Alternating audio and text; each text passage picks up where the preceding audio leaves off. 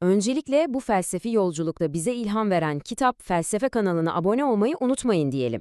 Hadi şimdi bilimin o sarsılmaz sandığımız temellerini yerinden oynatan bir düşünürün, evet onun o gizemli dünyasına birlikte dalalım. Evet, karşınızda Paul Feyerabend.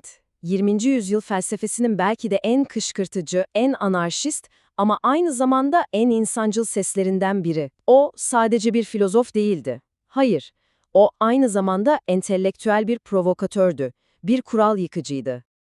Düşünün ben bir bilimsel yöntem profesörüyüm ama bir sorunum var. Bilimsel yöntem diye bir şey yok diyor.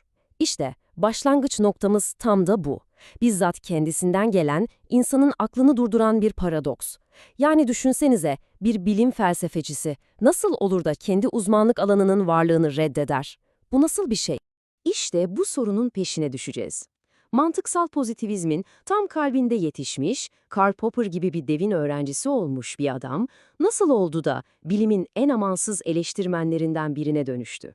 Ama bakın, bu öyle klasik bir biyografi anlatımı olmayacak. Hayır, biz bunu adeta felsefi bir soruşturma gibi ele alacağız, delilleri adım adım ortaya koyacağız. Çünkü Feyerabend için hayatın kendisi felsefeden ayrı bir şey değildi zaten.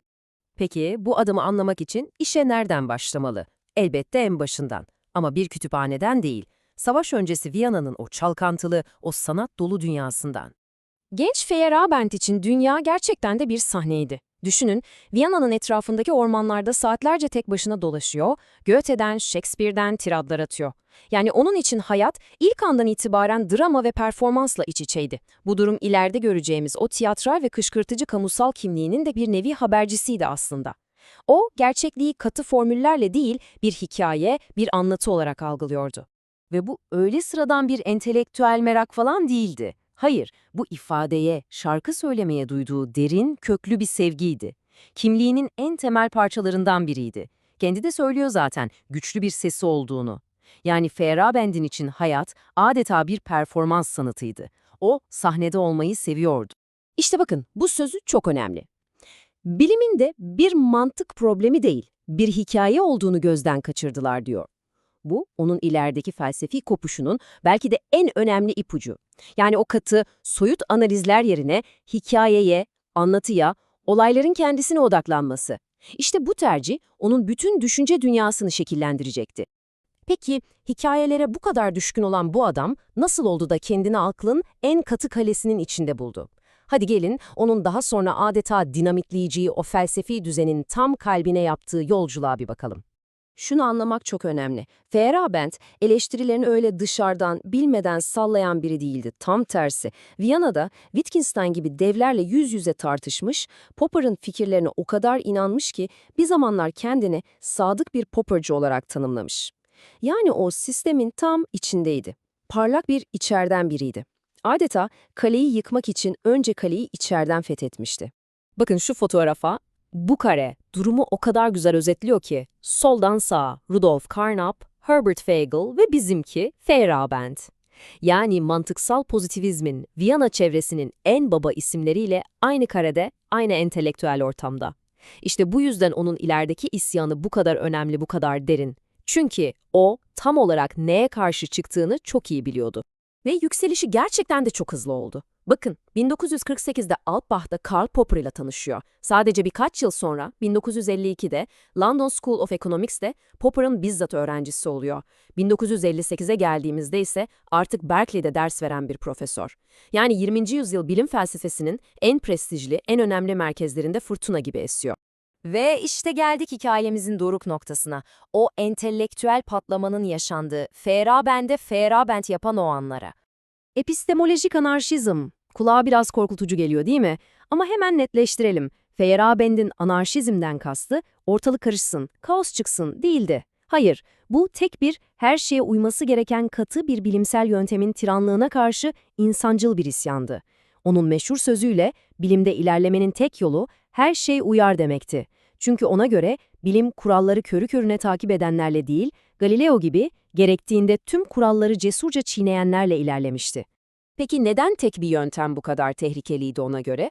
Çünkü bakın, böyle bir dayatma, her şeyden önce yaratıcılığı boğar. Bilimin o dağınık, hatalarla dolu ama bir o kadar da yaratıcı gerçek tarihini görmezden gelir. Zamanla bir dogma haline gelir, sorgulanamaz olur. Ve belki de en önemlisi insan özgürlüğünü kısıtlar. Yerli gelenekler gibi alternatif bilgi biçimlerini de kapı dışarı eder. Yani keşfin o öngörülemez, o kaotik ama harika sürecine tek bir reçete dayatmak, Feyerabend için bilimi öldürmekle eşdeğerdi. İşte en can alıcı noktalardan biri de bu. Eleştirisinin hedefi asla bilimi yok etmek değildi, tam tersine bilimin o zengin, karmaşık ve insani gerçekliğini korumaktı. Hatta o kadar ileri gidiyor ki, hocası Popper'ın o meşhur yanlışlanabilirlik ilkesi için bile şunu söylüyor. Eğer bu ilkeyi katı bir şekilde, hiç hile yapmadan uygularsanız, bugün bildiğimiz anlamda bilim diye bir şey kalmaz. Yani en mantıklı görünen kural bile bir dogma haline geldiğinde bilimin düşmanı olabilir. Peki, tüm bu fırtınalı entelektüel savaşlardan sonra vardığı yer neresiydi? İşte başta sorduğumuz o gizemin çözümü aslında felsefi bir tez değil. Hayatının sonlarına doğru yaşadığı derin, çok derin bir insani aydınlanma. Feyerabend bir gün durup baktığında, o güne kadar verdiği tüm entelektüel savaşların, kazandığı mesleki başarıların ve o soyut hakikat arayışının aslında hayatın kendisi olmadığını fark etti. Tüm o kariyeri bir okyanusun üzerindeki enkaz yığını gibi gelmeye başladı ona. Ve anladı ki gerçek anlam o soyut tartışmaların çok ama çok ötesinde bir yerdeydi. Ve bu dönüşümün tam merkezinde de eşi Grazia ile olan ilişkisi vardı. O soyut, evrensel ilkelerden kopup insan bağının o somut, karmaşık ama bir o kadar da gerçek dünyasına doğru bir yolculuktu bu. Anladı ki felsefe eğer yaşamın tam içinde bir anlam bulmuyorsa hiçbir işe yaramazdı. Ve işte belki de tüm felsefesinin vardığı o nihai zirve bu sözlerde saklı. Benim endişem, ayrılışımdan sonra benden bir şeyin kalması, makaleler değil, nihai felsefi beyanlar değil ama aşk.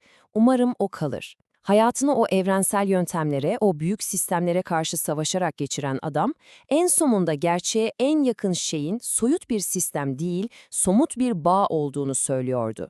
Onun için aşk sadece bir duygu değil, o meşhur her şey uyar ilkesinin en insani, en somut haliydi. Bireysel deneyimin o soğuk ve soyut kurallara karşı kazandığı nihai zaferdi.